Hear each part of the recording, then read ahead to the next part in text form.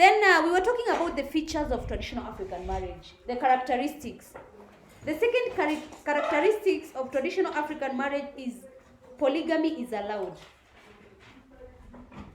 And we are saying it is allowed in the community.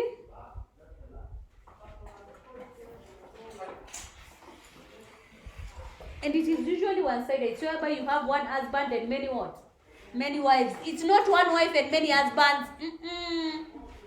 It is one husband and more than one wife. Reasons for polygamy. Reasons why polygamy is allowed in the African traditional society. Why is it allowed? Number one, because it raises the social status of the family. That is traditionally. If you see a husband who has many wives, their social status were high. Actually, most of them, all the chiefs in the traditional African societies, in your communities, the ones who are called chiefs that time, not now, traditionally, all of them had many wives. Yes, in particular, it gave them status.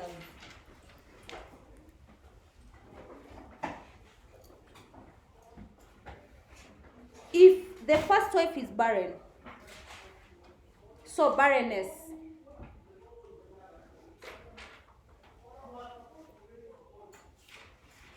so you give birth to other wives so that they can bring forth children.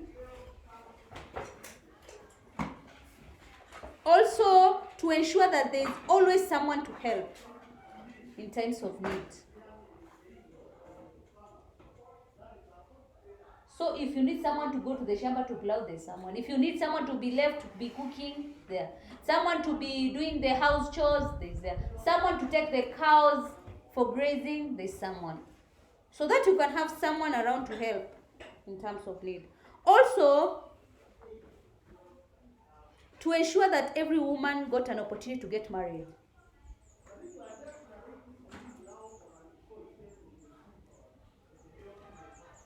If today there was polygamy, today, there are people who are up or still practicing it, but if everyone now had polygamy, everyone would be married, right? Everyone would be married.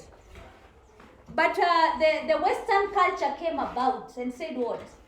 One wife, one what? Husband. Christianity also came and said one wife, one husband.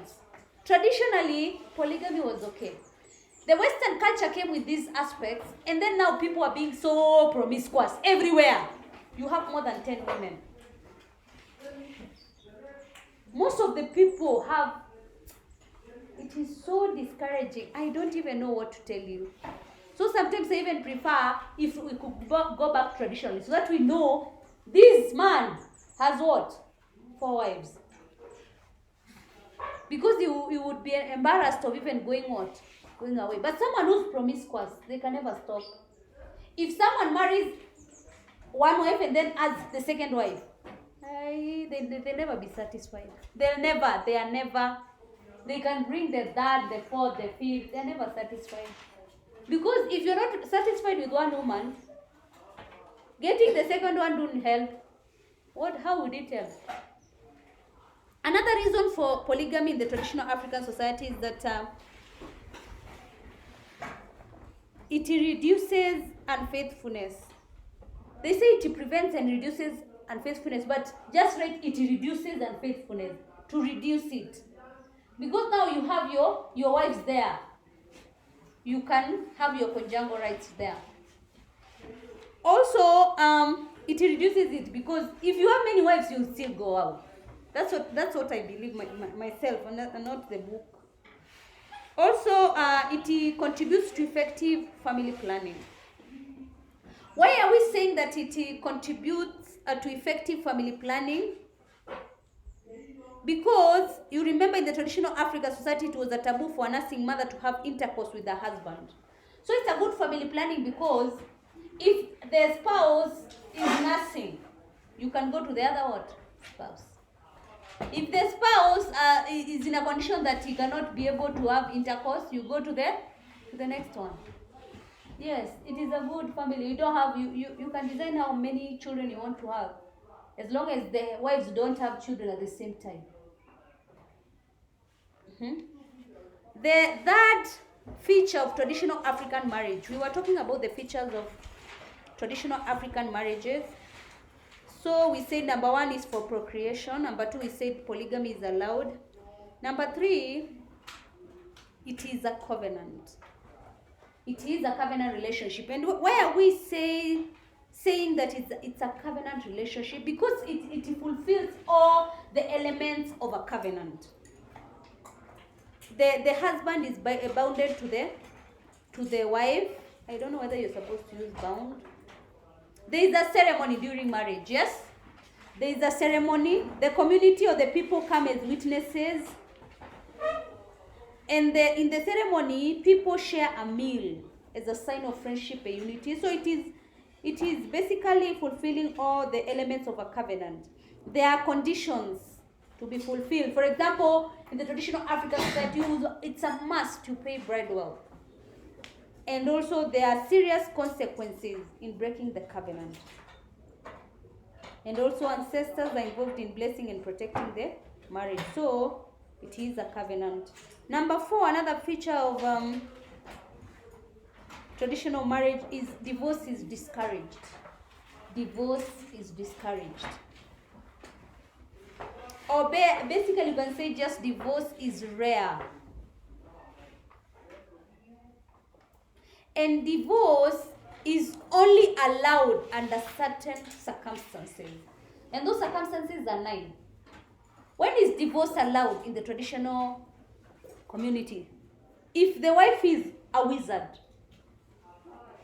if either the husband or wife is proved to be a wizard, lazy, or a thief, you can be able to dissolve the marriage. That is, divorce can be granted on those instances. If the wife is lazy, or the husband also, either the wife or husband is lazy, a thief, or a wizard. Also, if the wife is a barren,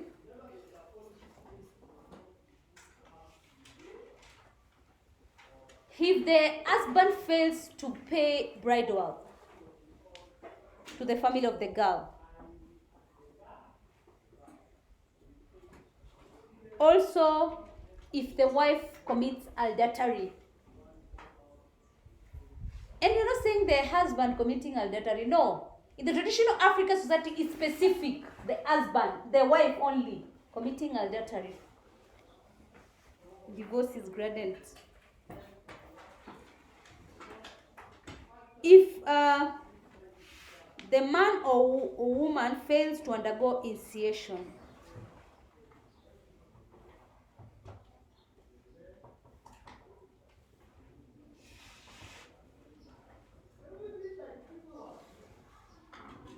if they don't undergo initiation, and these initiations are or rituals that come before marriage, such as circumcision, they are allowed to dissolve the marriage.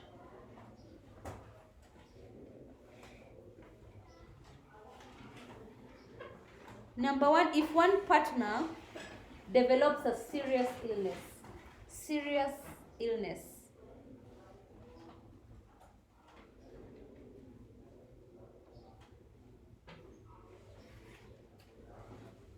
if the girl is not a virgin on the wedding day, divorce is granted.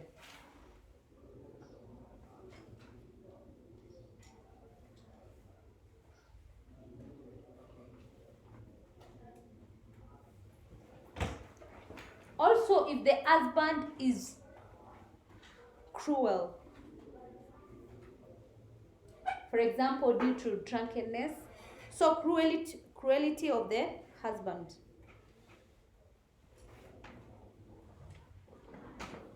And lastly, if the two, that is the man and wife, are related by blood. They're already married and then you discover that they are related by blood.